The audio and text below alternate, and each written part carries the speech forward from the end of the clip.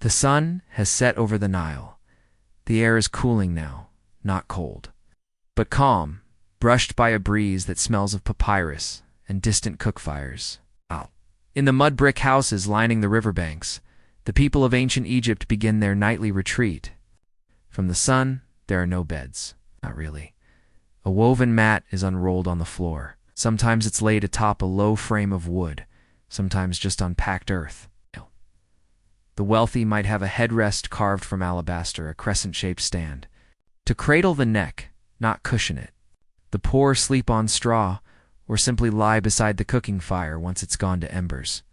In the villages, sleep happens outside. The roofs of the houses are flat.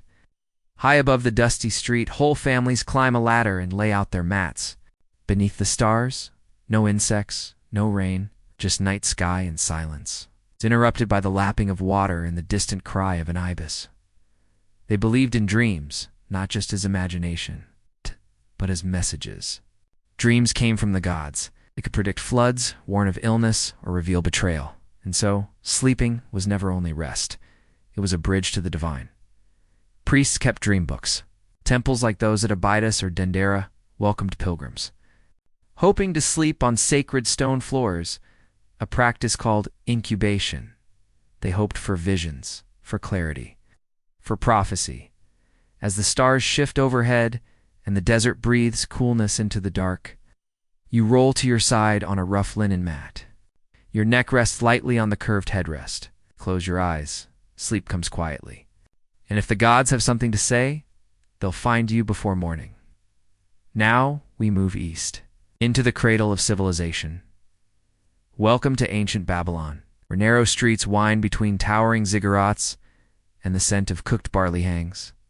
In the air, it is nighttime, the only cool hours of the day. And just like in Egypt, people have climbed to the rooftops to sleep. The mud brick homes have no insulation. Inside, it's stifling. But outside, under the open sky, the breeze is generous. A family gathers on the roof with reed mats and thin woven blankets. Children drift asleep first. Elders sit up longer, telling stories about lions, floods, and stars. If there is danger, a storm, or the rare thief, someone will wake. But most nights are still. Sleep is broken, not by dreams, but by habit. Mesopotamians, like many pre-industrial people, experience segmented sleep, 2 stretches of deep sleep separated by a waking period. The middle of the night they might stir, whisper prayers, mend something by firelight, or quietly sit in. Thought their beds usually no more than mats? Sometimes raised frames for the wealthy. Pillows were rare. Headrests, like those in Egypt, lifted the head, but did not comfort it. They also believed dreams were real, sent by gods like Marduk or Ishtar. Some dreams were joyful, like fields blooming with grain. Others were terrifying, a vision of the city walls crumbling or of rivers running dry. Dream interpreters worked in temples, decoding these symbols like scribes, decoding clay tablets in this world. To sleep was not to escape life. It was to witness it from another realm. And as the night deepens and the sky brightens with stars above the darkened Euphrates, you lie on your back, eyes flickering shut. You don't fear sleep. You expect something. From it, asterisk. Now the wind smells like olives, and soft music echoes from the edge of a symposium. You are in Athens, and the moonlight glints off white marble as you step quietly into a stone home, where the day has ended in wine and words. In this world, sleep is debated. Hippocrates spoke of sleep as the balance of internal heat. Aristotle saw it as a cooling of the body, and the average person, they knew when to rest because the sun said so. Greek homes have wooden or stone frames for sleeping. The poor lie on mats. The rich may sleep on a reclining couch used for both eating and resting. Cushions are stuffed with straw, wool, or feathers. Pillows exist, but they are not soft. Comfort is not the goal. They sleep naked or in tunics. A small oil lamp flickers nearby, but not all seek sleep at home. Some, especially those seeking healing or visions, visit dream temples. They bathe fast and lie down inside the sanctuary of Asclepius, god of healing. They hope for a dream that will guide them to a cure. And the temples record these dreams, hundreds of them carved into stone walls. One man dreams a god cuts open his belly and removes worms. Another dreams of being licked by a snake. He wakes cured. Even the act of sleeping becomes a sacred ritual. Outside, the cicadas continue their song. A breeze moves the linen curtain. You roll to your side, tucking one arm beneath your head. Sleep in Athens. Another way to think, and tonight you are a philosopher. 2 asterisk. Now the streets are louder. You're in Rome, walking. Past the glowing torches of the Subura district, a neighborhood where rich and poor live tightly packed, where sleep is interrupted by footsteps, voices, even the bark of dogs. Inside an apartment block, a narrow, creaking insula, a family is settling in. 1 bed. 4 people. A dog curled at their feet. They sleep in shifts with 1 person, often keeping an ear out for the fire watch. Rome burns easily, and sleep is always a bit uneasy. The upper classes fare better in a domus. A private home with mosaics in a courtyard. A woman lies on a soft mattress filled with feathers, covered in a wool blanket. A slave extinguishes the oil lamp and withdraws to the floor outside. Romans believed in dreams, but also in omens, portents, and the will of the gods. Emperors consulted dream interpreters. Senators woke from nightmares and changed laws. One general dreamed of a bloody moon before a great defeat. Another claimed to have been visited by Jupiter himself. Dreams were shared at breakfast, interpreted, written down. And yet, most sleep was practical, a rest between banquets and business. A pause between conquest and command. As the torchlight flickers against the marble walls and the stars press silently against the sky, you close your eyes. Somewhere in the distance, a fountain gurgles. Somewhere nearer, someone whispers a prayer to Mercury. And in this great city of ambition and empire, even the strongest must surrender to sleep. The lanterns are dim. Silk screen rustles in the breeze. You're in a private chamber within a scholar's home, perhaps in Luoyang or Chang'an, or one of the many cities that flourished along the rivers and mountain valleys of ancient China. It is quiet here, deliberately so, because sleep. Kin. This world is not merely rest, it is alignment. The room is sparse but elegant. Wooden beams, clay tiles, a lacquered table, holding scrolls. The bed is not soft. It is a platform, often made of hardwood, with a mat on top. Sometimes heated from below with warm bricks during the winter, and the pillow. Down are feathers, but ceramic, stone, or even jade. Yes, a hard, cool pillow of jade shaped to cradle the neck. It is believed to align the spine, sharpen dreams, and cool the mind. Some say jade pillows preserve youth and bring calm, even influencing one's dreams toward serenity before sleep. Rituals unfold. The body is washed with warm water and fragrant herbs. Hair is brushed and tied. Small cup of chrysanthemum tea is sipped slowly. Incense, sandalwood, or agar wood is lit in a carved censer. Everything is designed to calm the ki, the life force. To let it settle back into the organs and bones, to rebalance the elements. Dreams are viewed as travels, journeys the spirit takes while the body rests. Taoist monks describe the soul leaving the body like mist, leaving a pond. The Confucians warn that disturbing thoughts before bed will poison your dreams, so they meditate, read poetry. Some believe dreams are omens. Others say they are echoes of past lives, and some, especially in Taoist temples, use dreams as practice for death. They train the mind to release, to watch itself sleep, to drift consciously into the void and back again. You lie down now. Your head rests on the cool jade. The scent of incense dances in the dark. And just beyond this moment, sleep arrives not as a crash, but as a surrender. The air is thick and warm. Night birds call. Leaves shift above you in the dark green canopy of the Amazon.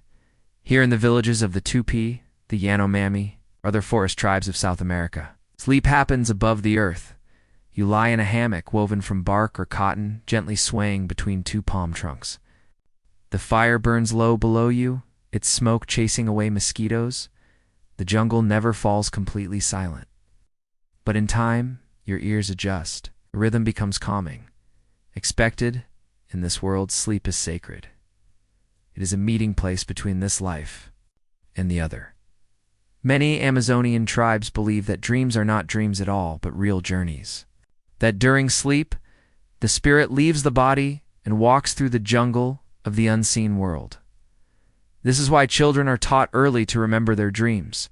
Shamans sleep near the fire, listening to spirits even in rest. They may chew leaves or inhale herbs before bed to encourage vision. When they dream with purpose. They seek advice, healing, warning, wisdom. The hammock rocks you gently. Your skin is warm. Your breath slows. You are not inside a house. You are inside the forest's breath. There is no bed frame, no room, no locked door. And yet, you are protected by the firelight, by the chant still echoing in your mind, by the leaves whispering. Overhead, and as your soul drifts, perhaps truly leaves, you understand what they mean when they say, the body sleeps here, but the spirit walks elsewhere. Outside, it is deep winter. The nights stretch longer than the days, and the snow is packed thick around the edges of the longhouse. But inside, firelight flickers across beams blackened by decades of smoke. This is a Viking home, and it is bedtime, but the word bed means something different here. A wooden platform lines the wall, a communal bench layered with straw and covered in animal skins. Everyone sleeps here. Parents, children, grandparents, sometimes even servants. Side by side, shoulder to shoulder, the fire burns in the central hearth. Above, a vent in the roof lets the smoke curl upward. But it doesn't stop the room from being filled with warmth and soot.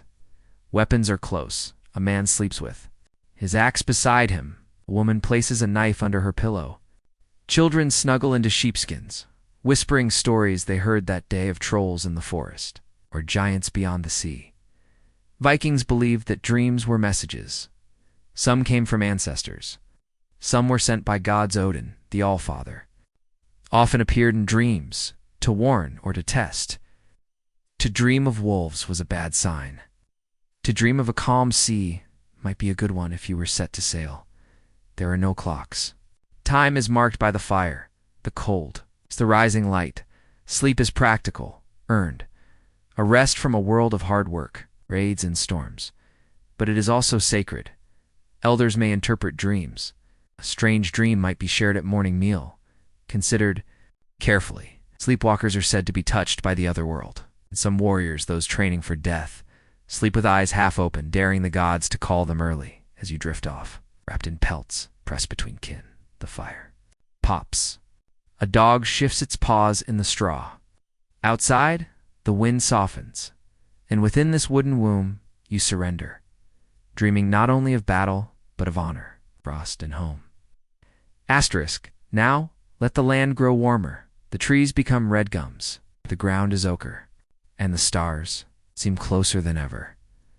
You are on the continent of Australia, where the First Nations peoples have lived and slept for over 60,000 years, in many Aboriginal cultures.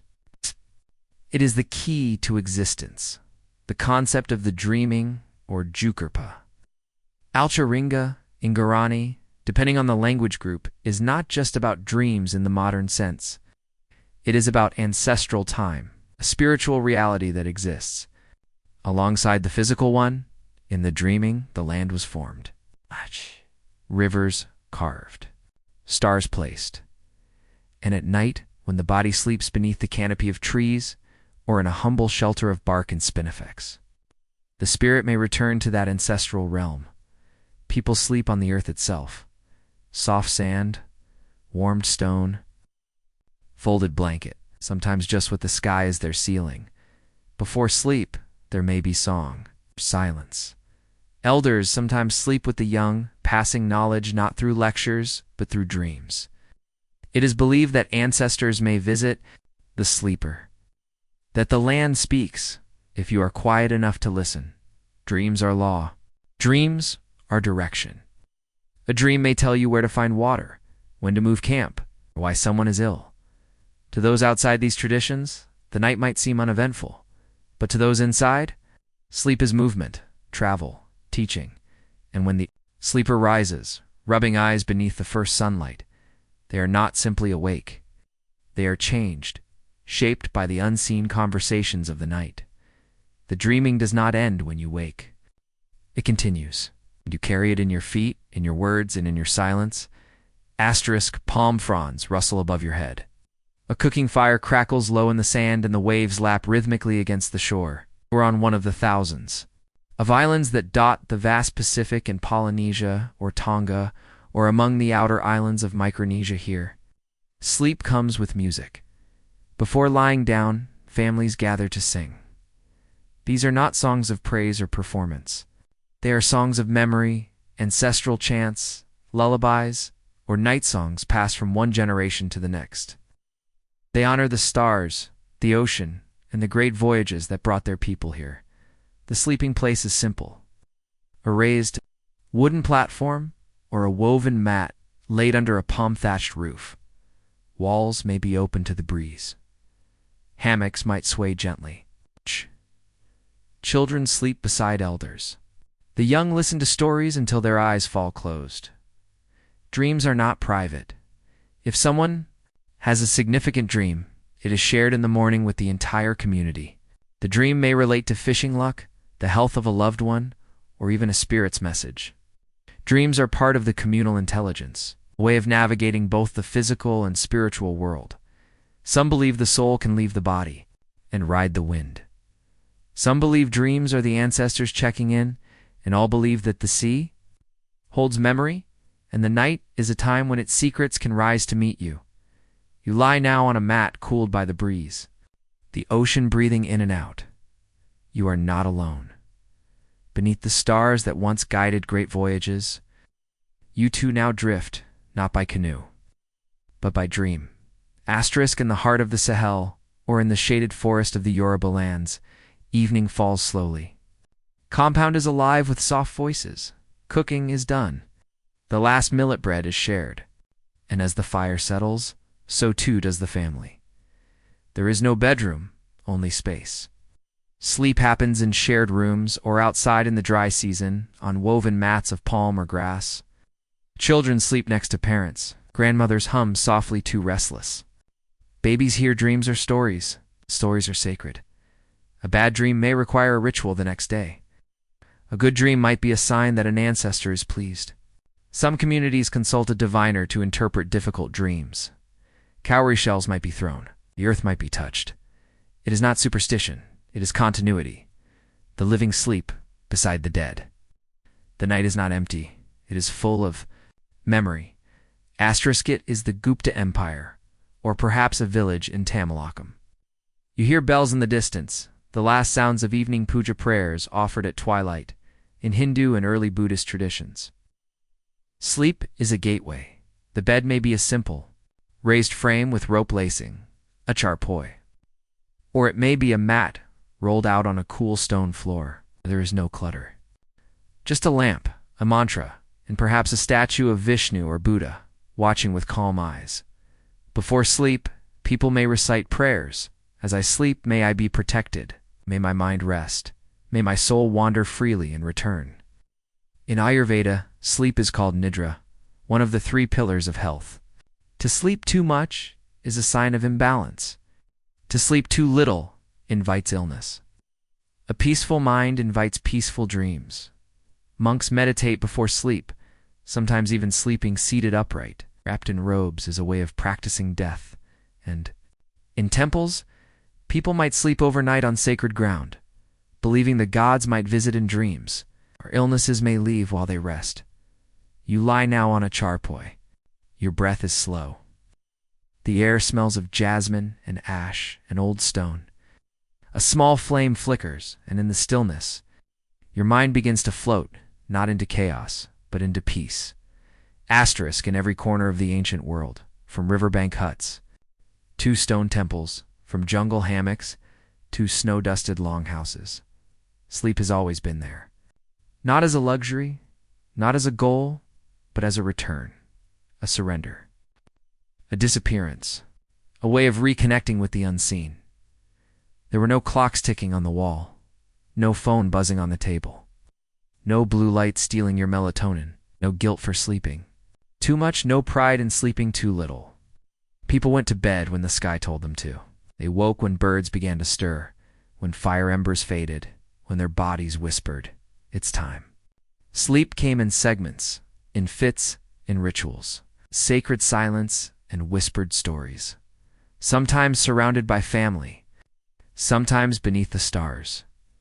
Dreams mattered, not because they were strange, but because they were important. They meant the gods were near, or your ancestors, or your own deeper self.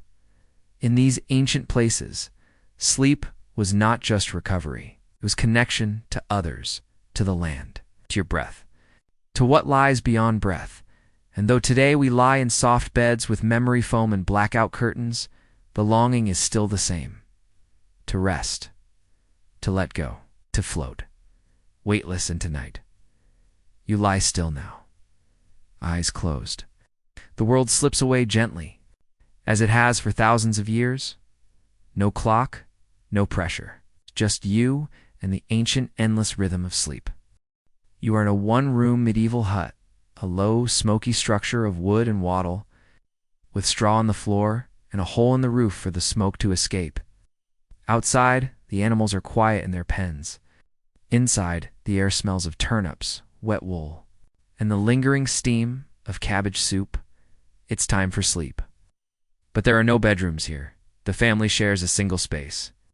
The bed is a pile of straw covered with rough cloth or sheepskin. If you're lucky, a wooden bed frame raises it slightly off the damp floor. Children crowd together under one blanket. A mother sleeps with a baby at her breast. Father lies close to the fire, a knife tucked beneath his shirt. The fire is never fully extinguished. Its banked embers, glowing faintly, because relighting a fire in the morning is no small task.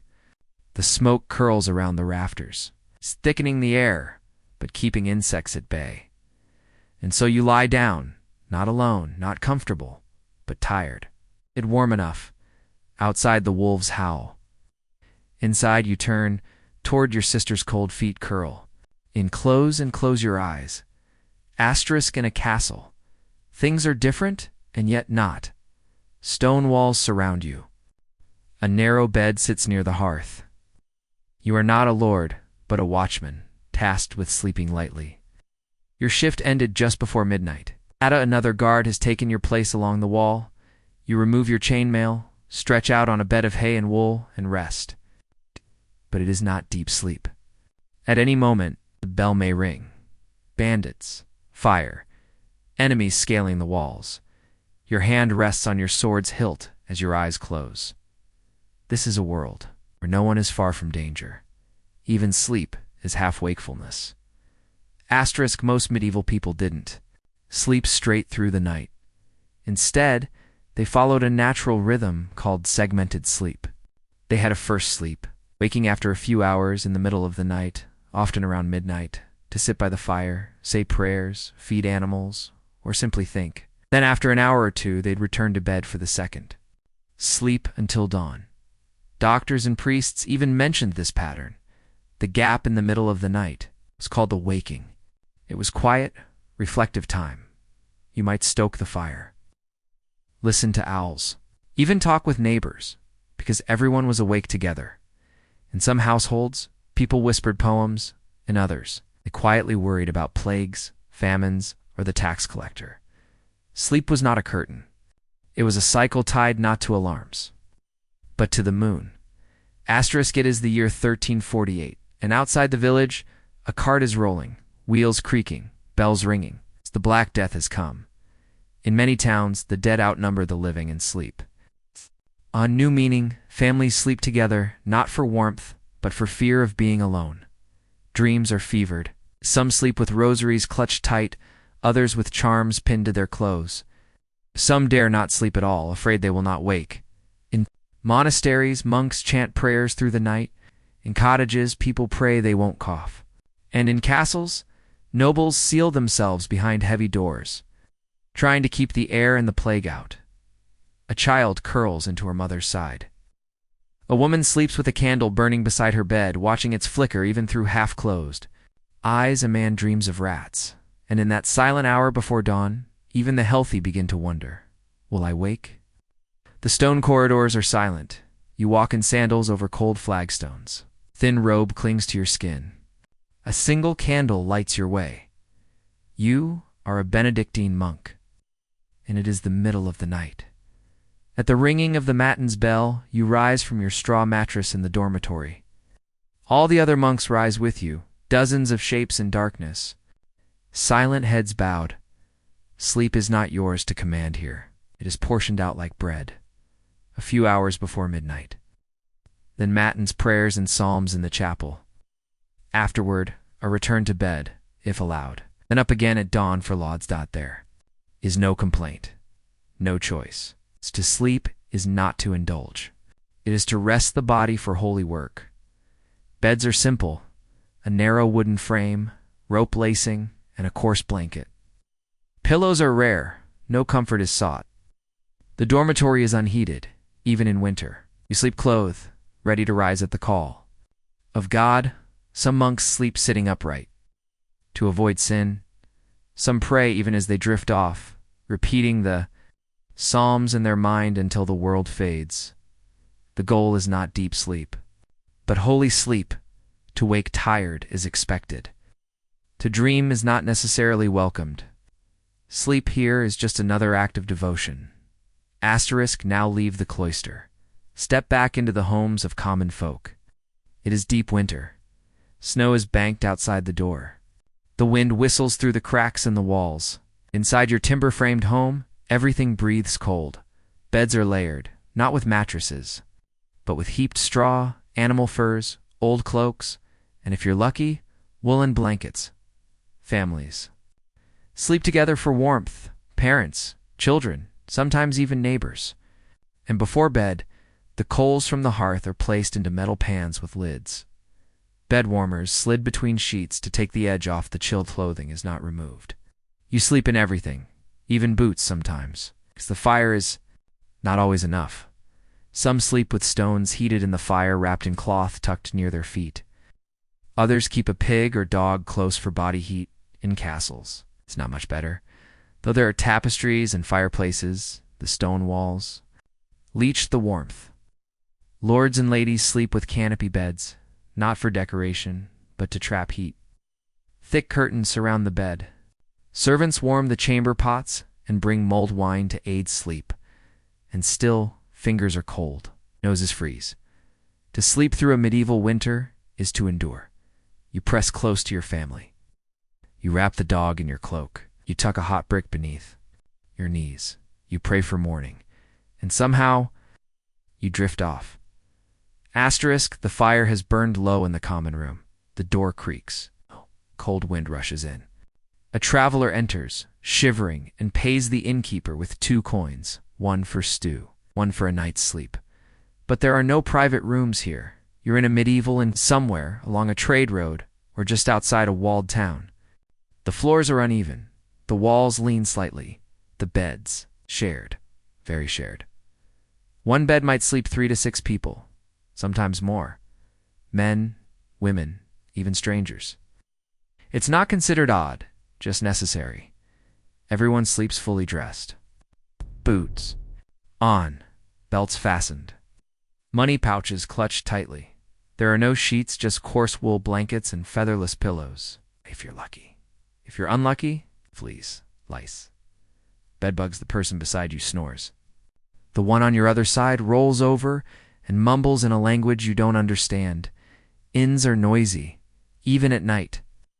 A dog barks in the stable. Someone stirs the fire. A drunk man stumbles up the stairs. You tuck your face into your cloak and try to sleep. This is not comfort. It is proximity, but still. Eventually, your mind gives in, and you sleep, surrounded by the soft chorus of strangers breathing in the dark. Asterisk, now let's leave the noise behind. Walk through the torchlit corridors of a stone manor, or a French chateau, or a Scottish keep. Follow the footsteps of a servant. Carrying a brass candlestick, the chamber door opens. This is a lord's bedchamber, A large room, hung with tapestries to keep out the cold and damp.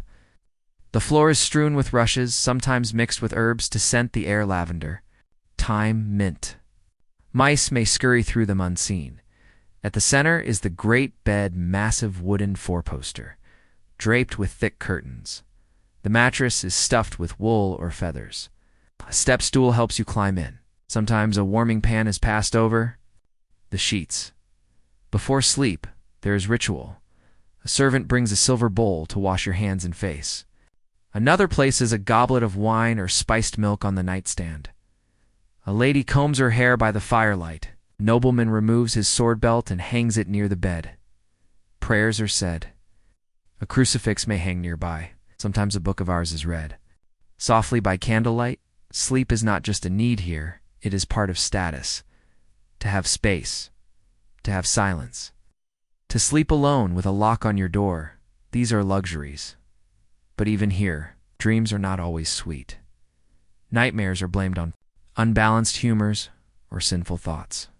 Physicians might recommend sleeping on your right side. Superstitions whisper that demons visit in the night, especially if you sleep with your mouth open, so a charm is tied to the bedpost. A candle burns low. A maid listens from just beyond the door. And eventually, in the flickering gold of candlelight, your breath slows. You sleep like a lord, but dream. It's quiet now in the cottage. The evening chores are done. The pot has been scraped clean. The embers of the fire glow red in the hearth. And over in the corner, a cradle creaks gently on its wooden runners. A baby sleeps, wrapped tightly in. Swaddling cloth in the medieval world. Swaddling was thought to keep a baby safe and straight. Arms tucked in, legs bound close, not to restrict, but to shape. Parents believed it helped the child grow strong, with straight limbs and calm nerves. The cradle might be carved by hand, stuffed with straw, lined with wool, or an old cloak. A mother sleeps nearby, within arm's reach. She might rise 2, 3, 4 times a night, not just to feed the baby, but to check for breath, to whisper a prayer, to wrap the blankets tighter. Older children sleep with siblings, or even with parents, packed close together in straw beds or on benches by the wall. There is no nursery. There is no silence. There are night sounds, a fox barking in the woods, the wind tapping the shutters, the baby stirring, father snoring. But these are the sounds of life. Lullabies are sung softly in the dark, some so old that no one remembers who first sang them. Some in Latin, some in Breton, or Welsh, or Old Dutch. And when the candle gutters low, the mother finally rests her head on folded arms. The cradle sways once more, and all is still. Asterisk, now let's move to a battlefield camp, just before dawn. The earth is cold and damp beneath your cloak. Your helmet lies beside you. Your sword is still strapped to your belt. You haven't removed your boots in 2 days. You are a foot soldier, sleeping beside a smoldering fire, under the shadow of war. There are no tents for you, only a tarp, a log, or the open sky. If it rains, you stay wet. If it freezes, you curl tighter into your cloak. Sleep is not restful here. It is survival. You sleep in shifts, half alert, half dreaming of home, or of battle, or of marching endlessly, in the armies of medieval Europe, from the 100 Years' War to the Crusades. Soldiers often slept in armor. Removing it was risky. You might be attacked before you could buckle it back on. Horsemen slept standing, sometimes leaning against trees or stones. Archers lay near their bows. Pages dozed beside carts of supplies, snoring, murmuring, coughing.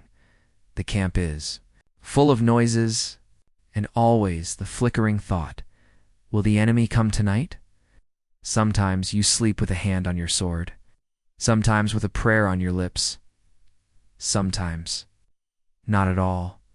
And when the sky begins to pale, you rise, stiff and sore, and put your helmet back on. Another day begins. Asterisk, you are walking a road that stretches farther than you can see. Dust clings to your cloak, blisters mark your feet. But your heart is fixed on a holy place, Santiago, Canterbury, Chartres, Rome, perhaps Jerusalem itself. You are a pilgrim, and tonight you must sleep. But there are no inns nearby. Just a shrine, a small stone chapel by the roadside. Candles flickering in the window, perhaps a covered market empty at night, or a farmer's barn, where the animals shift and snort in the straw. Pilgrims sleep where they can. Some lie beneath the stars, pressed close in shared cloaks. Others sleep beneath shrines, hoping the saint will appear in dreams with healing or forgiveness or a sign. If you're lucky, a local monk will offer bread and a blanket. You are not alone. Pilgrims travel in groups, sometimes strangers, sometimes friends. But at night, as bodies stretch out in rows, all are equal, tired, sore. Hoping sleep on the road is thin. One ear always listens, for bandits, for wolves, for the footfalls of others. But the stars overhead shine brighter than they do in cities, and the scent of incense clings to your clothes. Someone is whispering a prayer beside you. Another is crying quietly. Another is already snoring, and slowly you let the stone beneath your shoulder disappear. You drift, not just toward sleep, but toward something sacred. Let us end in stillness. Inside a cathedral, the night is deep. The air is cold. Stones. Breathe silence. The candles have burned low on the altar. The great doors are barred. Only the echo of your footsteps follows you. And just above, in the stone arches, angels sleep in carvings that no one sees in the dark. Sleep, even here, is humble. A monk bows in prayer, then curls into a cloak beside a stone pillar. A priest nods off at his desk, ink drying on the page. Servant curls in the sacristy, the warmth of wax and linen filling the air. In the medieval world, cathedrals were more than churches. They were homes, shelters, places of last resort. The poor might sleep in the porch. The sick might rest by the chapel, hoping the saints would heal them. Even kings have laid their heads beneath cathedral ceilings, if only for one night. On the run, or in pilgrimage, in the dark, stained glass turns gray. But the story's it. Tells of miracles, of martyrs, of Mary and her sleeping child, linger in the air like incense. And so, even in this sacred silence, sleep comes, unhurried, unmeasured, as it always has, in cradles and castles, in straw and silk. In fear and faith, and when the sun rises through the rose window, the sleepers stir, they stretch, they breathe, and they wake. It's into another medieval morning asterisk. You are in Florence, or London, or Bruges. The shutters are drawn. The candle flickers low on the table. Outside, a lute plays softly in a distant courtyard. You step into a room warmed by tapestries filled with the scent of lavender, wood polish, and beeswax. This is a merchant's bedchamber, neither noble nor poor, but richly lived in. The bed is grand, a wooden frame carved with vines or saints. Beneath the linen sheets lies a mattress stuffed with feathers raised high above the ground. A warming pan has already done its work, sliding hot coals beneath the covers. Before bed, there are rituals. A servant brings a chamber pot discreetly. Placed behind a screen, you light a twist of hemp dipped in beeswax. A bedtime taper. You sip a draught of spiced wine, or take a pinch of snuff. You kneel, say a prayer, cross yourself. Then at last you slip into the feather bed. The bed curtains are drawn closed, not for luxury, but for warmth. The world outside disappears. You are in a cocoon of heavy fabric and linen-scented shadows, and though the body lies still, the mind begins to drift. What of business? Of love? Of that comet seen in the sky? You do not yet know what a neuron is, but you know that dreams matter. In the quiet, sleep arrives gently, richly, like velvet. The candle has burned low. The ink is drying. You are awake, though the hour is late. In a chamber filled with books, maps, and dust, a man or woman sits hunched over a desk, a quill in hand. It a half-filled goblet of wine nearby, mind brimming with questions. This is the age of enlightenment, and for many, sleep becomes a puzzle. Philosophers like Descartes and Locke wrote of dreams and the mind's secret mechanisms. Some feared sleep, others studied it. Doctors began tracking insomnia, blaming digestion, nerves, or the position of the moon. People wrote in sleep journals, recording dreams. noting the phases of the moon and wondering if sleep had meaning beyond rest. Some believed dreams were messages, others mere chemical reactions, but all agreed. The night was a time of thinking. Writers paced, scientists scribbled formulas in the dark. Some used opium to ease their minds, others sipped bitter herbal tonics to chase sleep away. You lie now, in a narrow bed, your face half lit by candlelight, staring at the ceiling. The world is expanding. Thoughts whirl. But eventually the candle gutters out, and in the absence of logic, dreams return. Asterisk now step into a narrow alley. The walls are close. Laundry hangs limp above your head. You pass through a crooked doorway and up a dark staircase. That groans under your weight. This is a tenement house. The city is growing. London, Paris, New York, all bursting with people. The rich build upward. The poor live closer and tighter. You enter a room no bigger than a pantry. A single candle burns. In this one space, a family of 5 tries to sleep. The bed is a rough board with a thin mat of straw. The children lie across it like kittens, limbs tangled. The parents sleep on the floor, or not at all. Privacy does not exist. Silence does not exist. You hear voices in the room below, snoring in the room above. A child cries 2 doors down. Rats skitter in the walls. The fire is long gone, the coal was used up at dusk. To sleep here is not a ritual. It is a necessity. You clutch your shawl tighter. You roll toward the wall. You hope the baby stays quiet long enough for rest to come. In this world, sleep comes in moments, not ours, always with one eye half open. Now pull back the velvet curtain. We enter the gilded bedchamber of a monarch, where sleep is less about rest, more about ceremony. At Versailles, the King of France does not sleep alone. Not truly.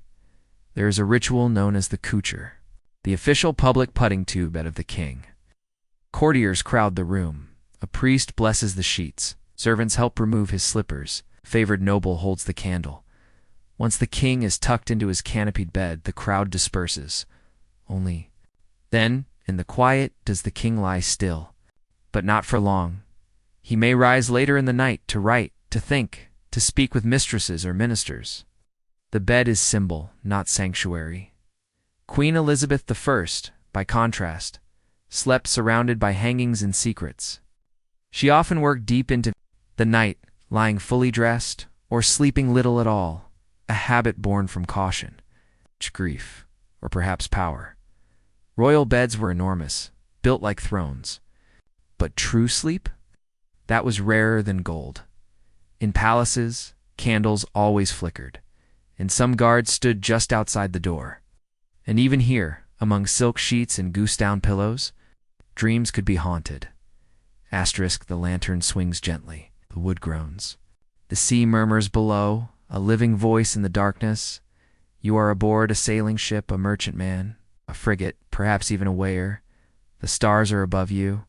The ocean is endless, and you are trying to sleep.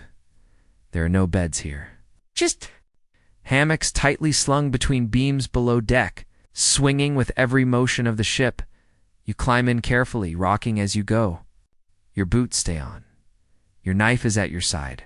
The hammock cradles you like a cocoon. It rocks. It creaks.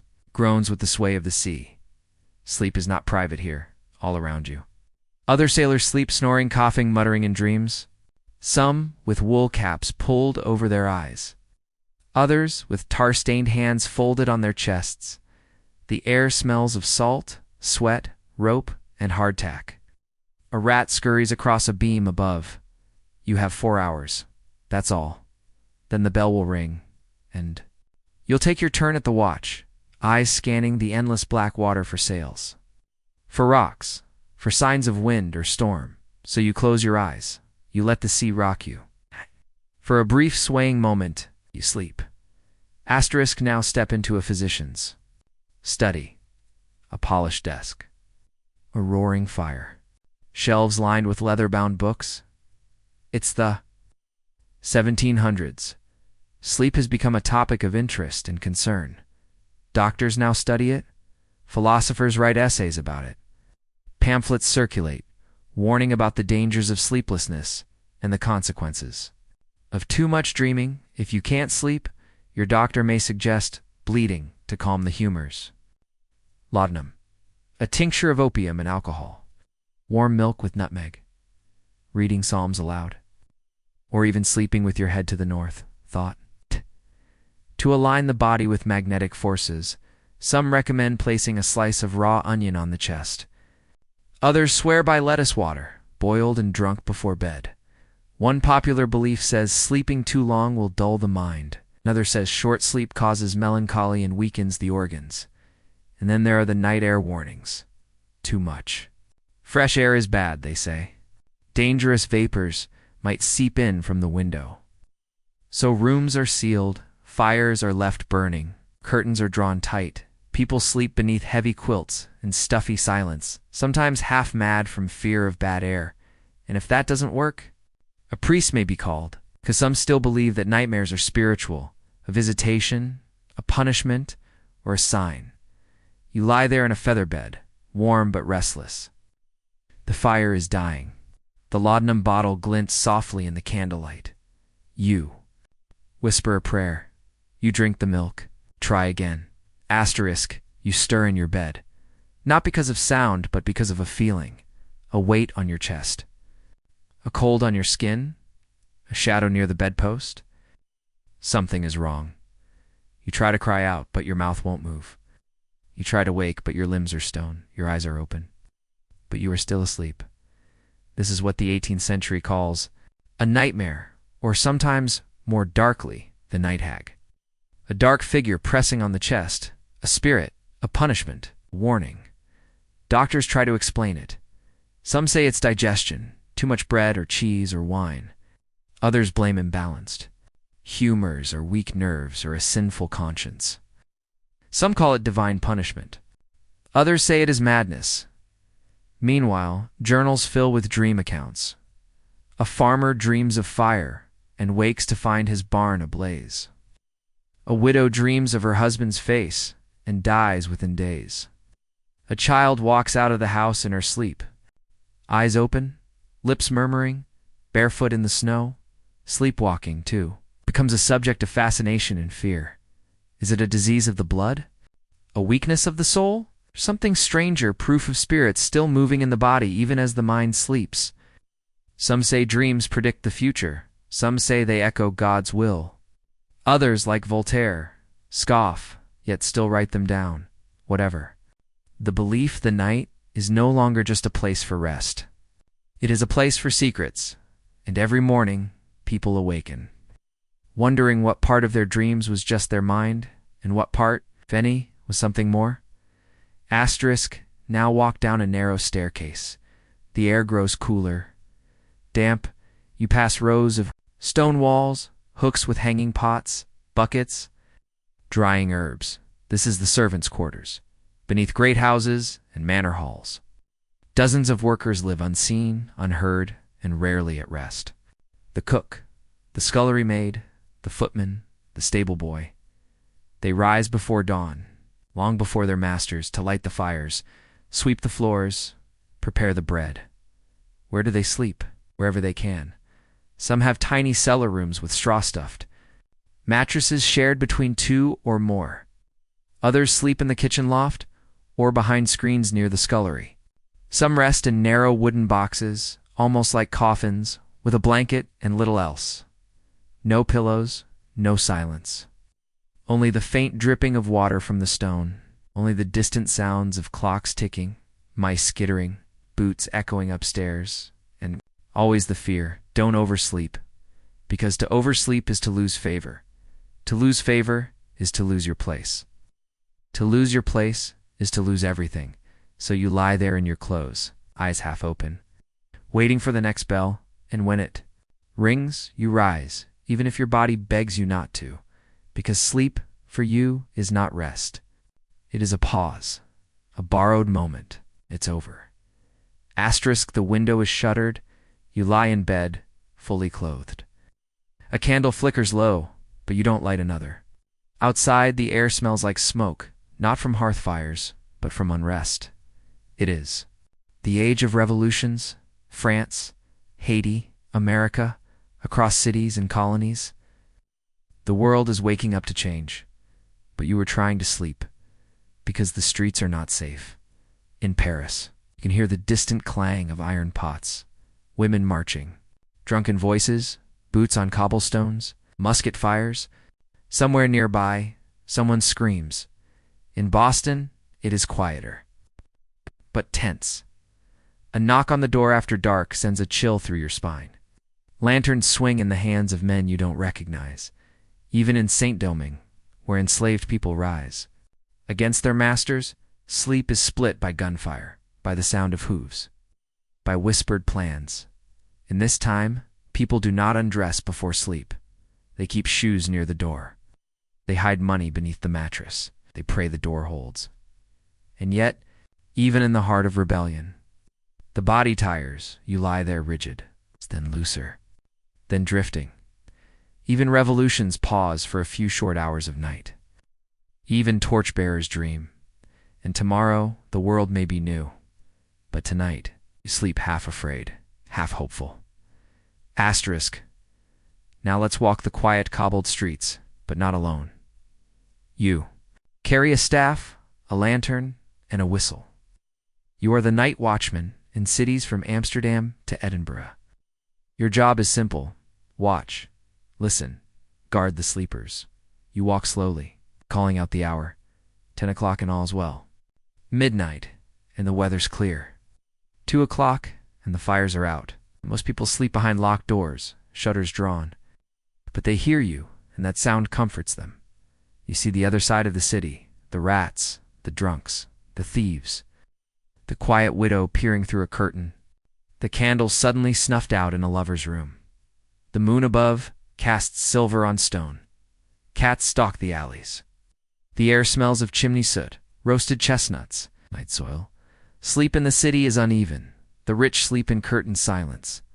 The poor sleep in shifts, on benches, in back rooms. Some cannot sleep at all, but the city breathes, and you walk. Lanterns swinging, boots thudding. The night belongs to you, and when the sun rises, you hand off your staff, tip your hat, and return. Home to sleep. Finally. It's still dark outside, but the factory bell doesn't care. You wake not when your body is ready, but when the system tells you. The industrial age has arrived. And so has the alarm clock. You rise from a narrow bed. Your limbs ache.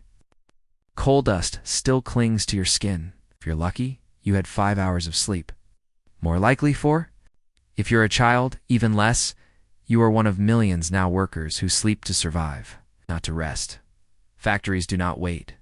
Machines do not pause. And bosses do not ask if you had a good night's sleep. The streets are wet with fog. The air smells of ash, iron, soot. You eat cold bread as you walk, already coughing, and you promise yourself you'll sleep early tonight, but you won't.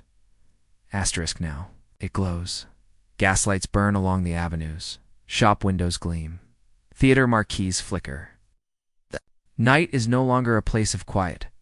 It is a place of activity, temptation, commerce. People walk late, stores stay open, clubs pulse with music and drink. Children peer through glass at mechanical toys and penny sweets. The light is beautiful, but it changes everything. The body no longer follows the rhythms of day and night. It follows the street lamp and the work schedule, and the market clock. Even homes are lit dimly, unevenly, with flickering mantles that hiss and sometimes explode. But still, people can read after dark, write, argue, work. The average night shortens. Sleep becomes something to fit in, not surrender to. You lie in bed with your face lit orange by the glow from the street. You can hear the carriages rattle past. Laughter, a piano, the clink of glass, and even when your eyes close, the light seeps in. Asterisk, the room is small. The bed is shared. The walls are paper thin. You are in a boarding house, one of many that now fill the cities of London, New York, Manchester, Calcutta. The air is heavy with the smells of cooking, fat, dust, old wood, and unwashed clothes. A single window lets in light during the day, and in the evenings, it lets in the sound of the street. You do not have a bedroom. You have a bed slot. Sometimes you sleep alone. Other times, you share the bed with a stranger, sleeping in shifts. One worker from 7 p.m. to midnight, another from 1 a.m. to dawn. This is known as hot bedding. You sleep in the warmth, the last person left behind. Some whisper prayers, others curl in silence. You stuff old socks into your ears to block the snoring on the other side of the curtain.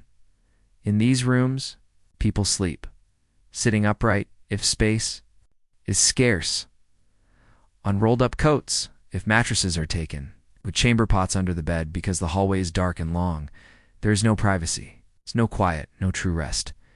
But there is always morning, always another whistle, and always a day to survive. Asterisk now opened the creaky door to a nursery lit by gaslight. A baby cries. A woman rises from her thin mattress slowly, carefully, not because she is well rested, but because she has no choice. This is the life of a working mother. During the industrial age, she sleeps when the child sleeps, and sometimes not even then. Her days begin early. Her nights end late. Her sleep is shattered into tiny jagged pieces. She wakes to nurse, to calm, to check the fire, to iron clothes, to prepare for another shift at the mill or laundry. If she is lucky, her mother or sister helps with the child. If not, she ties the baby to her back with cloth and brings it to work or leaves. It's sleeping in a box by the hearth, hoping the child stays warm. Doctors and social reformers begin to worry about this kind of sleep. It's calling it female exhaustion. They prescribe rest, tonics, warm milk, even sedatives. But they do not reduce her hours. They do not raise her wage. And so she keeps going. She lies back down. The baby stirs. She breathes deeply, eyes half closed, waiting for the next cry. Sleep comes, but not softly. It is not healing. It is not deep. It is a hallway between needs. And she walks it every night. Asterisk, the room is dim. Small table glints with glass, a spoon, bottle, a slip of paper with careful script. You are holding a tincture of laudanum, a mixture of alcohol and opium, sold openly in apothecaries and grocers. Across Europe and America, you are not alone. Tens of thousands, maybe hundreds, drift off each night with this heavy, bitter liquid on their tongue. It is the unspoken cure of the age. It's prescribed for babies. It's given to grieving widows. Used by poets, doctors, and shopgirls alike. If your hands tremble, if your mind won't slow down, if your body aches from hours in the mill, you reach for the bottle, a small dose.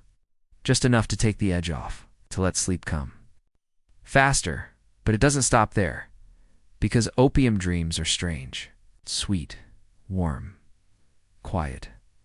They blur the pain of the world. And for those sleeping on benches and cellars in sorrow, they become something sacred. Doctors warn of addiction. Preachers call it sin, mothers worry.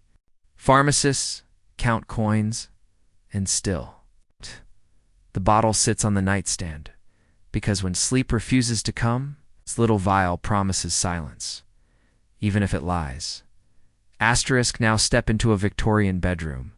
Starched linens, dark wood, lace curtains, a porcelain pitcher beside a polished wash basin. You are not merely preparing for bed, you're preparing to do it correctly. Because in the 19th century, sleep had etiquette, and not following it was seen as a sign of moral failure. The rules were many. Don't sleep too much, it makes you sluggish and dull. Don't sleep too little, it weakens your nerves and invites hysteria. Rise early, early to bed, early to rise, was more than a saying. Your sleeping posture mattered.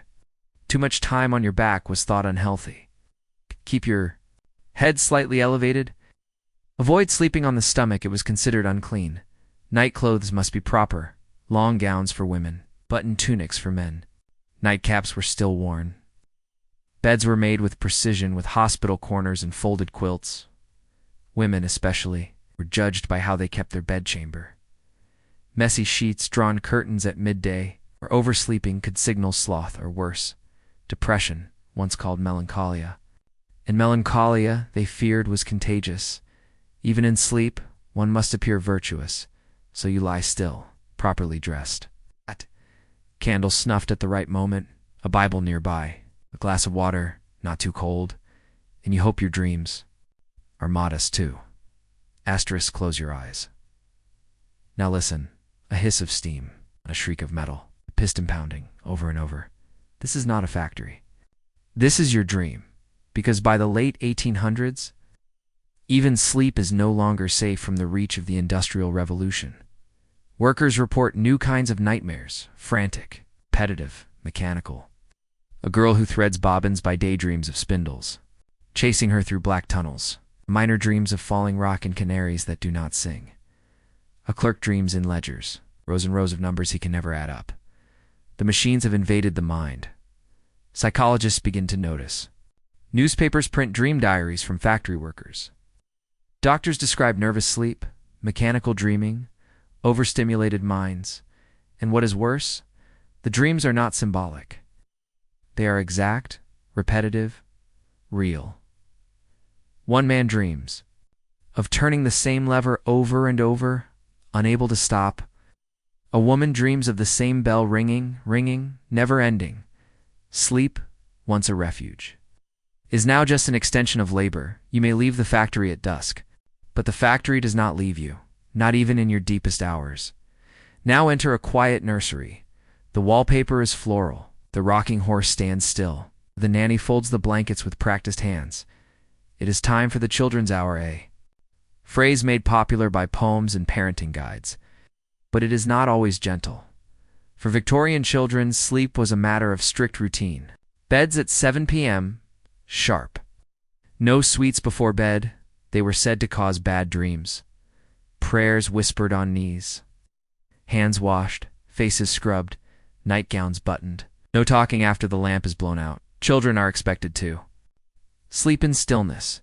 No tossing. No giggling. Some are even tied to the bed if they move too much. Especially in wealthier homes concerned with posture and discipline, stories before bed are common. They are often moral tales. Lessons wrapped in rhyme. Cautionary tales about greedy boys or impolite girls who disappear forever. Dreams were watched closely. Too many nightmares. The child might be sick or sinful. Too much sleeping in. They're growing lazy. Too little. The doctor will be called, and so children learned early that sleep was performance. One more test of obedience. One more measure of character. They lay under wool blankets, hands folded, eyes closed. Dreams neat. Or at least, that's what they tried to show. The lantern flickers above you. Outside, the night rushes past, moonlit hills. Blinking stations, forests where foxes stir and rivers gleam. You are aboard a night train, tucked inside a sleeper car.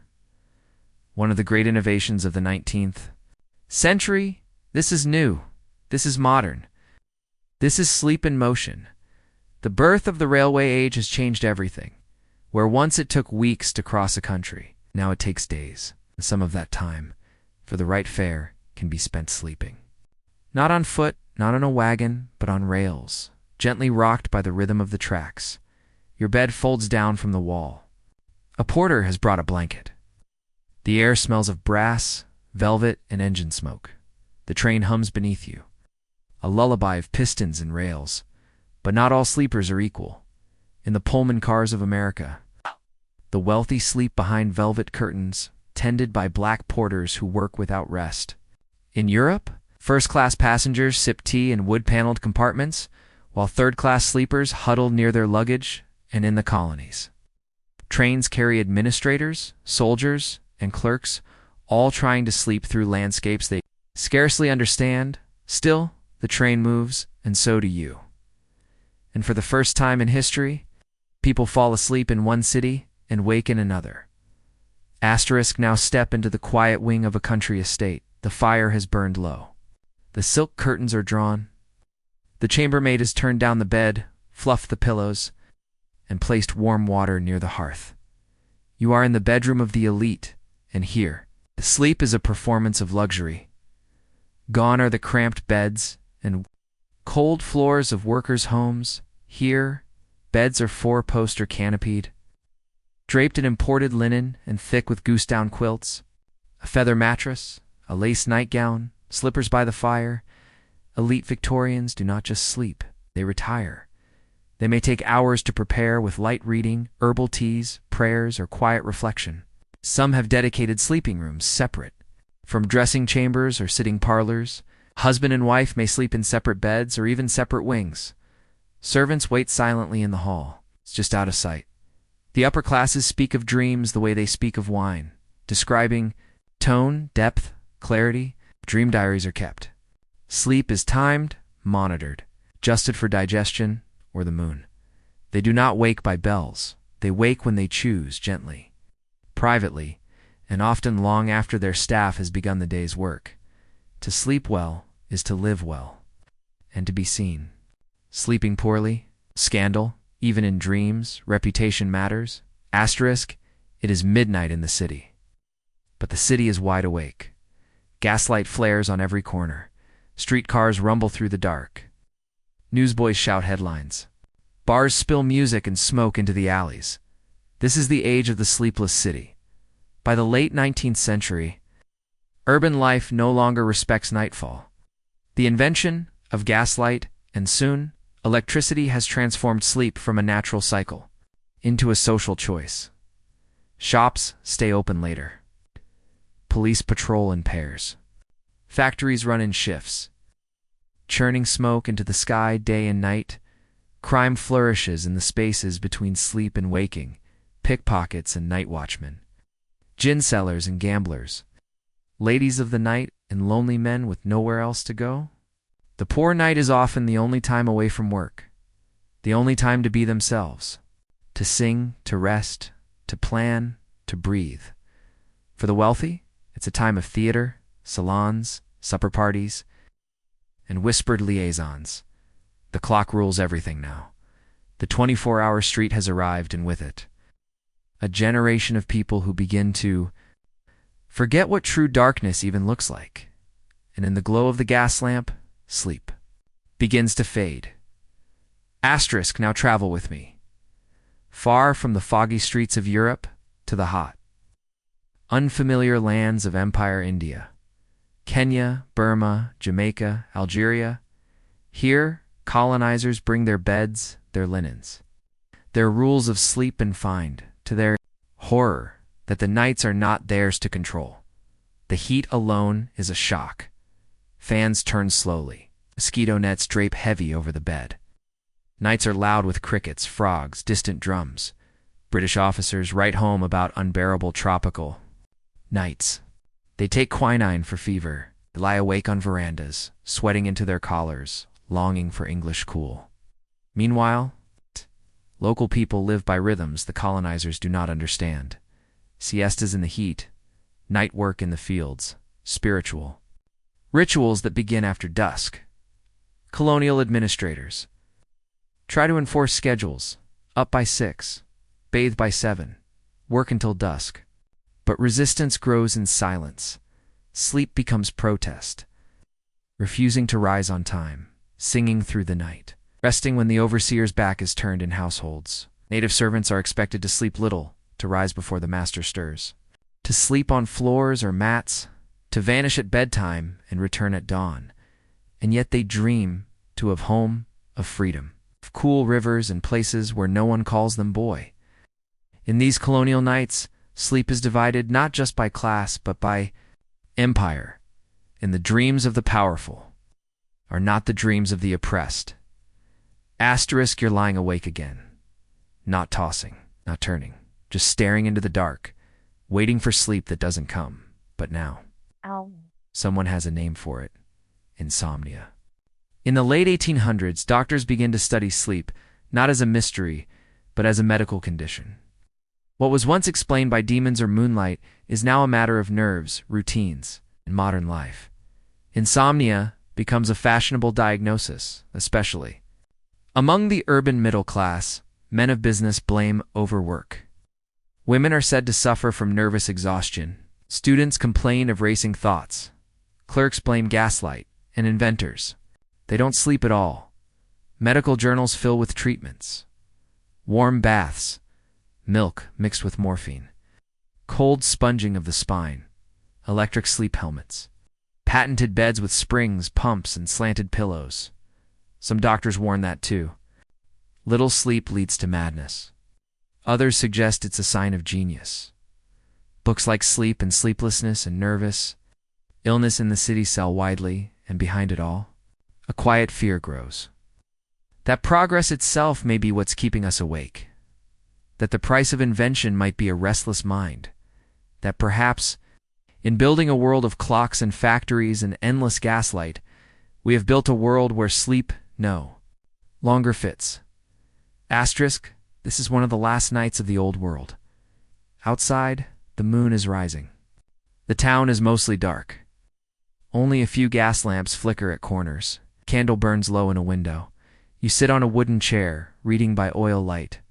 Soon you will snuff the flame and climb into bed, perhaps after a prayer, a drink, a moment. At the window, and then, the darkness will be total. This world is vanishing.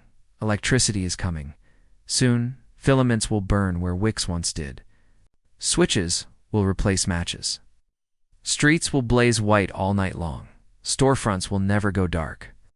Factories will run 24 hours a day, and your window will no longer open onto silence. Will glow. This is the end of a kind of sleep humans have known for thousands of years. Sleep that rises and falls with the sun. Sleep shaped by candlelight and fire. Sleep with stars overhead and true darkness behind your eyes.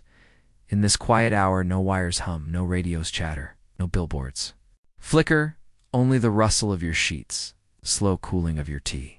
The tick of the mantle clock, you blow out the candle, and for a few more nights, before the new century arrives, you sleep in the dark. Asterisk, the lights are off. But the room isn't quiet. Instead, a soft voice hums from a walnut radio beside the bed. Good evening, listeners. Wherever you are and whatever you've seen today, you're not alone. This is the radio age when bedtime is no longer a private ritual, but a shared invisible gathering across cities and countryside. People fall asleep too. Jazz drifting from New Orleans. Weather updates crackling through static. Wartime speeches. Baseball scores. Midnight poems. The radio becomes a bedside companion, more faithful than any cat, more soothing than most books. Children dream to fairy tales read aloud. Teenagers sneak headphones beneath the covers. Grandparents fall asleep in rocking chairs, the dial glowing faintly in the dark, and for the first time in history, millions of people fall asleep to the same voice. Asterisk, now step into a quiet hospital. Room. Fluorescent light. Clipboards. Wires. A person lies on a cot, face still, head dotted with electrodes. Behind glass, doctors murmur, this is the birth of sleep. Science. For the first time, humans are being measured while they sleep, their brainwaves. Muscle twitches, eye movements, in 1953. Scientists discover something astonishing during certain parts of the night. The eyes move rapidly under closed lids. REM. Rapid eye movement. A new frontier. Dreams, they learn, occur in cycles. Sleep is not one state but many. Light, deep. Dreaming, drifting. Charts are drawn. Machines beep softly. Sleep becomes a discipline, a field of study, a medical frontier. Insomnia, once seen as spiritual or poetic, becomes a treatable disorder. Narcolepsy, night terrors, apnea, all begin to find names, and sleep itself. It becomes something people schedule, optimize, even fear losing.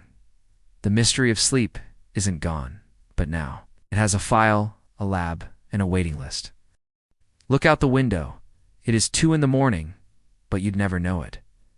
Billboards flicker, elevators rise. Taxis glide past glowing storefronts. TVs glow in living rooms. Phones hum beside pillows. This is the city that never sleeps.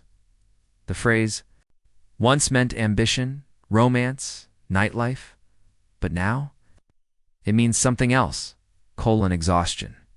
Since the mid-20th century, cities like New York, Tokyo, Seoul, and São Paulo have become permanently lit environments where the body no longer receives the ancient cues of dusk and moonlight. The result? We are always a little bit awake. Your circadian rhythm, the ancient internal clock that once danced with the sun, is now confused by LEDs, screen glow, and fluorescent halls.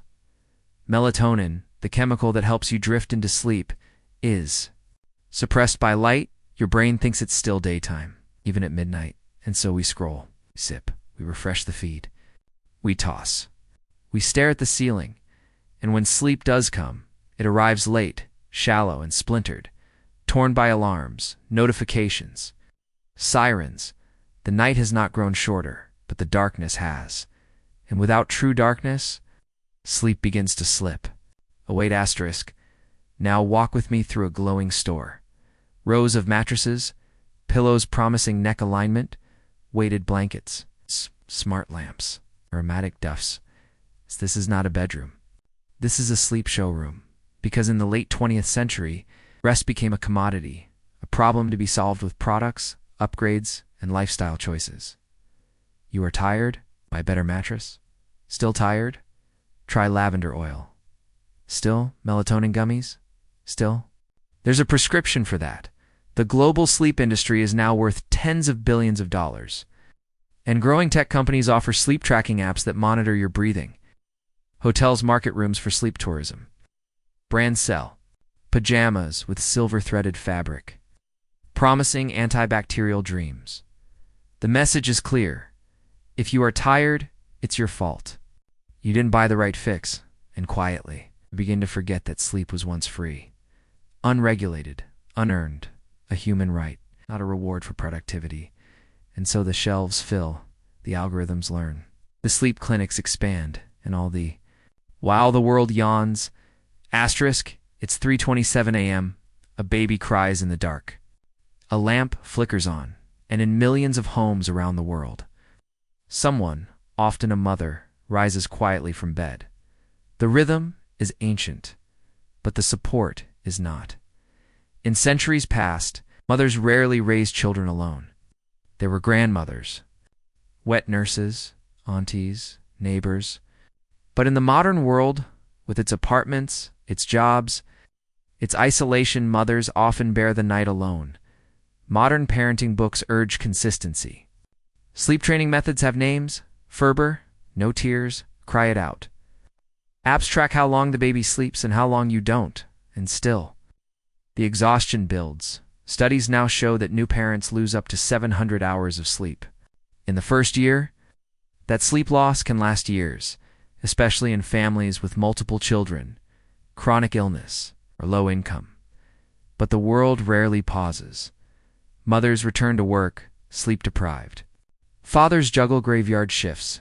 Parents scroll articles at 2 a.m. about sleep regression, white noise, melatonin doses for toddlers, and all the while, culture whispers, if your baby won't sleep, you must be doing something wrong, so you walk the floor. I whisper a lullaby. Make another bottle. Stare out the window, wondering if the stars ever feel tired too.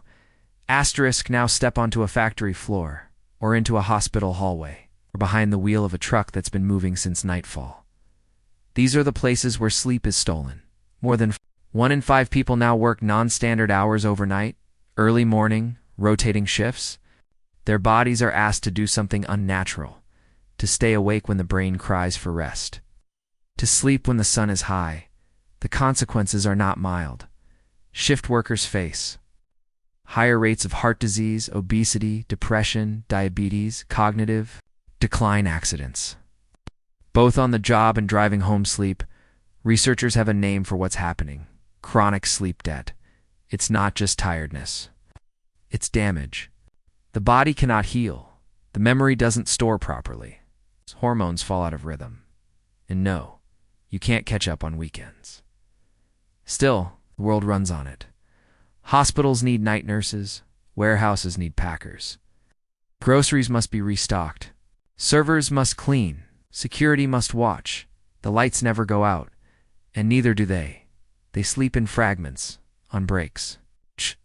on thin mattresses in windowless rooms, and somehow they keep going, because the job demands it, because rent demands it, because someone, somewhere, must always be awake. Asterisk, you check your phone one last time, just one last scroll, one last video, one more reply, and suddenly it's 2:13 a.m. Welcome to the age of infinite wakefulness. Since the invention of the smartphone, sleep has faced its greatest rival yet, a device that glows, distracts, connects, and never stops. The phone is alarm, clock, bedtime story, dream diary, and thief of rest all in one. It emits blue light, which mimics daylight, tricking your brain into alertness, suppressing melatonin, and resetting your internal clock. Apps promise to help you sleep. Meditation guides, smart alarms, sleep sounds, white noise, sleep analytics, but often they do the opposite. You lie in bed, phone in hand, surrounded by notifications, breaking news, emails, likes, warnings, promotions, fear, longing, noise. Sleep is postponed, and then postponed again. Even in bed, we remain in motion mentally, emotionally, socially, and when sleep finally comes, it is shallow, fragmented, haunted by the very world we tried to escape. Even our dreams are pixelated now. Asterisk, but not all, is lost. In bedrooms across the world, a quiet rebellion is beginning. People are turning off notifications, leaving their phones outside the room, lighting candles, listening to silence, breathing in rhythm with the dark, because sleep, once taken for granted, has become a choice again, a ritual, an act of care. Some return to ancestral rhythms, too. Sleeps broken by a midnight walk or a journal by the hearth. Some light incense, play ambient sounds, or chant softly in languages older than time.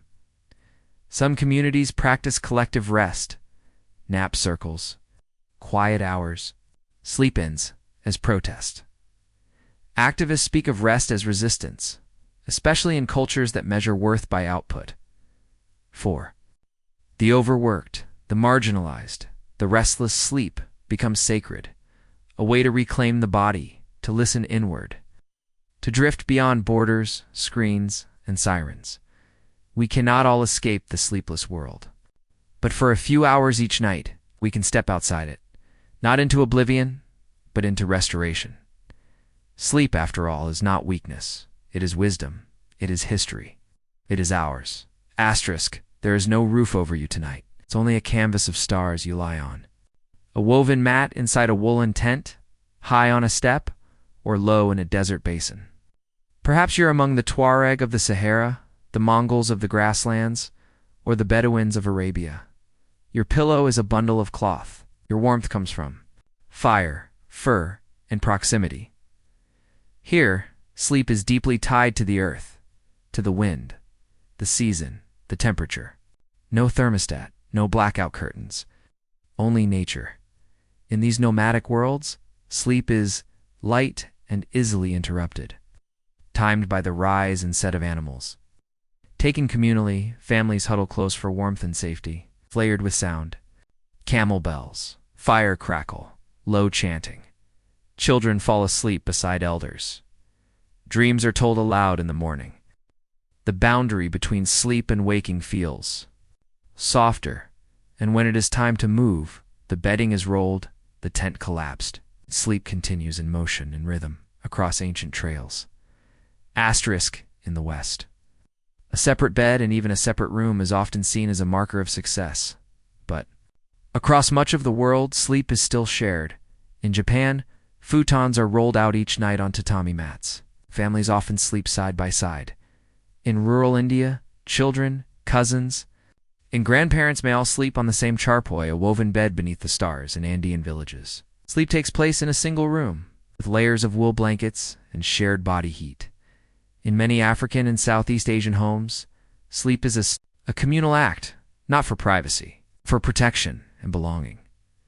There is no bedtime ritual of separation, no good night and closing of doors. Instead, night is a shared passage, taken together. In these cultures, dreams may be discussed.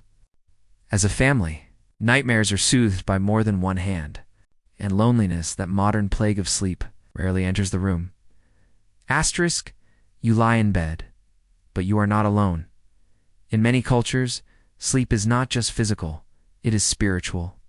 To sleep is to journey, to become vulnerable, to enter a space where the living and the dead may meet.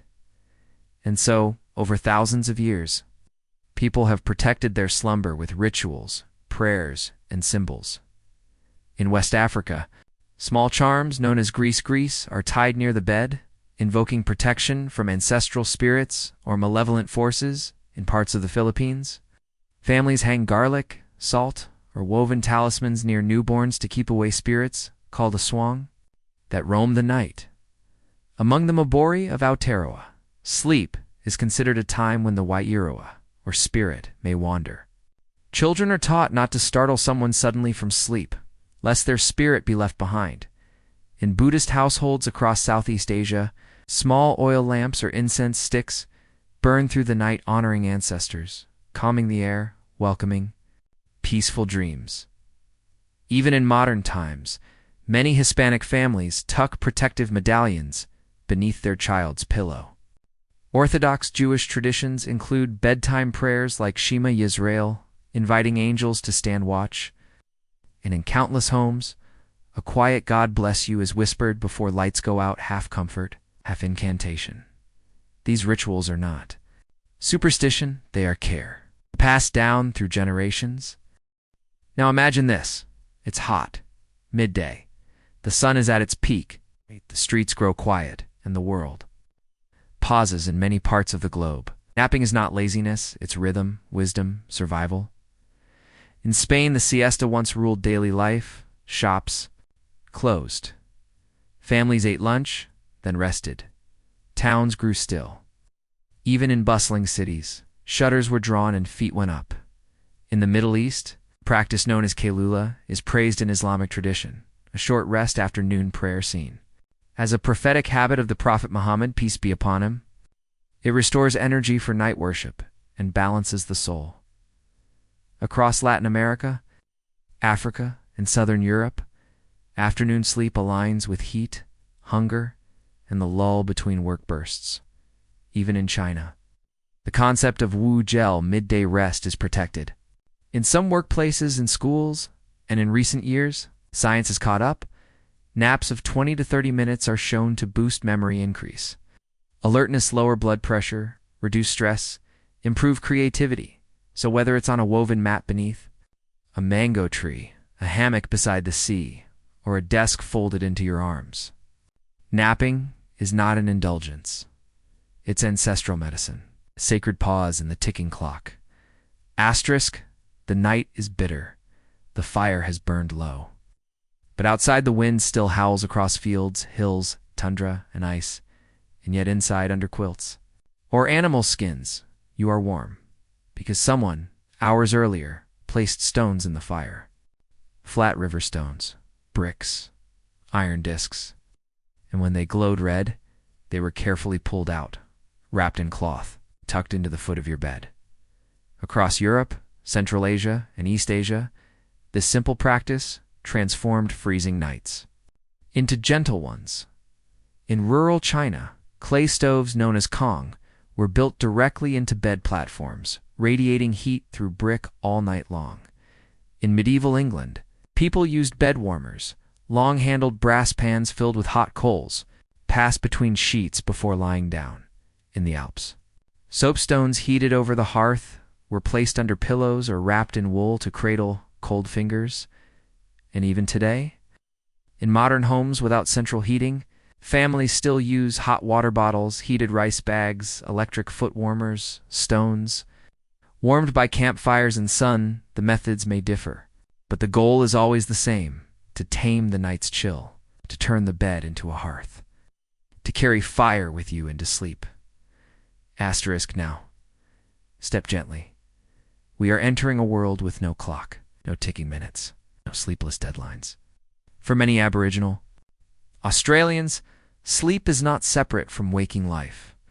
Dreams are not random, they are revelations. And time is not linear. it is deep. The term often used is the dreaming, though this English word only gestures at a vast, rich, living cosmology. The dreaming is the origin of the land and all life, the movement of ancestral spirits. Through landscape and sky, a continuous, timeless realm that exists all around, accessible through song, story, and sleep. In this worldview, when one dreams, they may revisit ancestral beings, receive messages about where to walk, what to eat, who to help connect with the land itself, which is not just earth, but a living memory. Asleep is therefore not escape. It is engagement, a responsibility, a way of listening. There are no alarms here. Number 8. Hour quotas. Instead, sleep rises and falls with the rhythm of ceremony. Storytelling, hunting, moonlight, and songlines, invisible paths that crisscross the land, sung into being by those who walk them. In this space, rest is not something you schedule. It is something you honor, and in the hush of night, as stars drift overhead, sleep carries you not away from the world, but deeper into it. Asterisk, not everyone sleeps lying down. Not everyone even stops moving. Let's begin with the upright sleepers. In ancient China and Japan, elite scholars and monks were sometimes depicted sleeping seated upright, using armrests or knee props to keep the body steady. It was believed this posture discouraged indulgence, kept the mind alert, and aligned the spine with cosmic energy. In medieval Europe, peasants often slept sitting up in bed, propped by pillows or wall support. Fully lying down was sometimes reserved for the dying, and beds were shared. Space mattered. In battlefields and military camps around the world, soldiers have learned to nap while seated, leaning on rifles, or even standing, training their minds to drift off in minutes. Now, look below the wainer, among the Baja. Lot people, often called sea nomads of Southeast Asia, generations have lived most of their lives on boats. Children learn to swim before they walk, and many adults can hold their breath for several minutes while diving. Sleep happens in floating huts, canoes, or tucked against the sides of boats that rock with the tides. In Arctic regions, hunters may nap in snatches while tracking seals across frozen seas, curling beneath firs in snow caves, eyes open too. The stars, even as they doze, and some of the most extreme sleep habits come from pilgrims, sailors, and long-distance traders, sleeping in turns while camels plod onward, or curled in hammocks on heaving ships.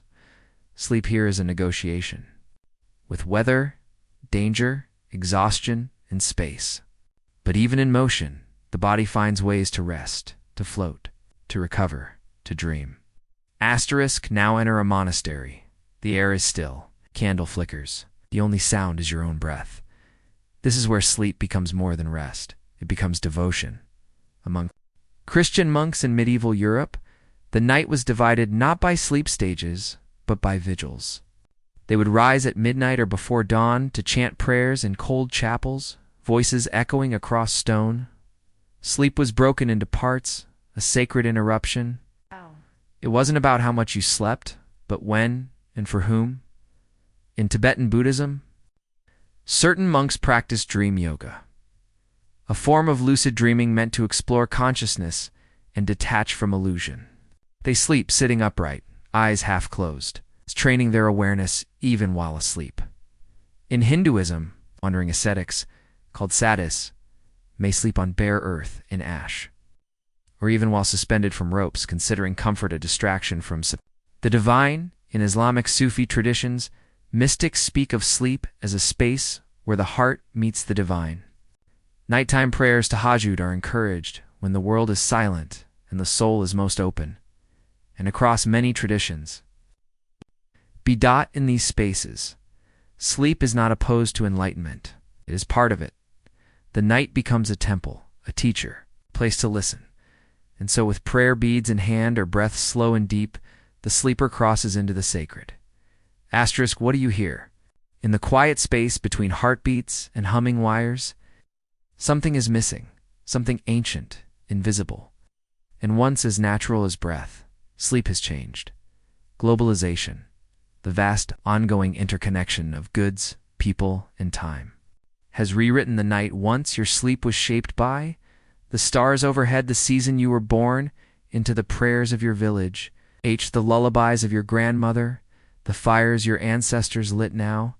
It is shaped by international work schedules, 24-hour customer service shift rotations, jet lag and long-haul flights, streaming platforms that never stop phones glowing in the dark, and an invisible clock that rarely matches your body in.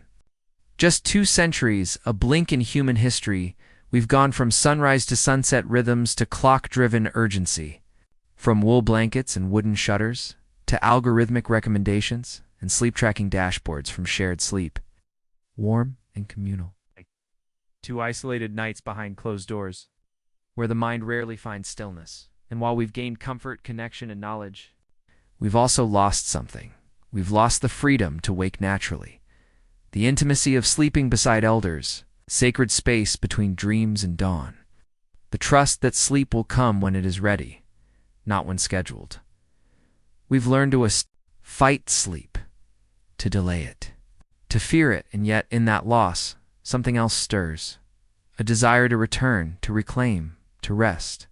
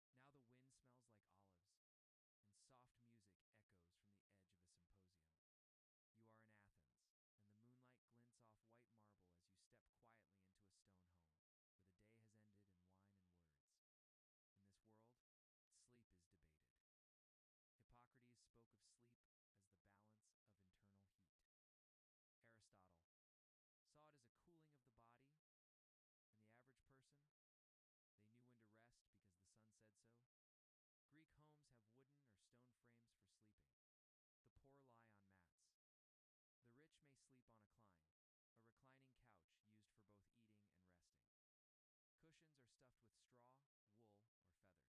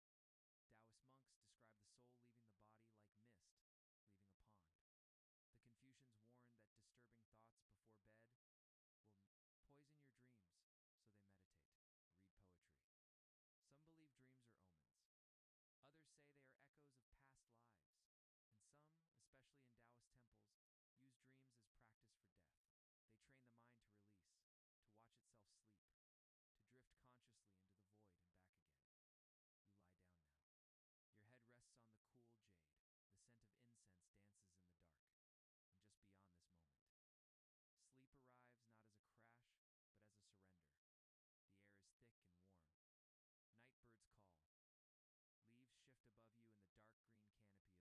Here in the villages of the Tupi, the Yanomami, other forest tribes of South America, sleep happens above the earth. You lie in a hammock woven from bark or cotton, gently swaying between two palm trunks. The fire burns low below you, its smoke chasing away mosquitoes. The jungle never